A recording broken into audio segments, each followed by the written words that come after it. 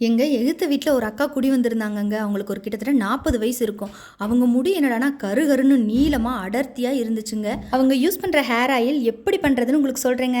ஒரு mixie jar எடுத்துகிட்டு அதில் வெத்தலை, சாமந்தி, வேப்பிலை, ஓம இலை, ரோஸ் இதழ், துளசி, கருவேப்பிலை இது எல்லாத்தையும் நம்ம போட்டுக்கலாங்க. இது எல்லாமே நம்ம வீட்லேயே கிடைக்குங்க.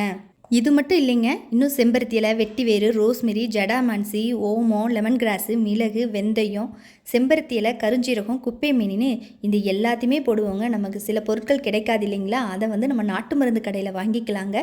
வல்லாரை, கரிசலாங்கண்ணி, நெல்லிக்காய் இதை மட்டும் நம்ம பொடியாக சேர்த்துக்கிறோங்க. ஒரு சட்டியில் நம்ம எண்ணெய் ஊற்றிக்கலாம். எண்ணெய் கொதிக்கிறக்குள்ளே இதெல்லாம் போய் அரைச்சிட்டு வந்துடலாங்க. நான் ஜடாமான்சி, வெட்டிவேறு, அதிமதுரம் இது 3 மட்டும் தனியாக எடுத்து வச்சுக்கிறேங்க. ஏன்னா இது மிக்சியில் அரைக்க முடியாது.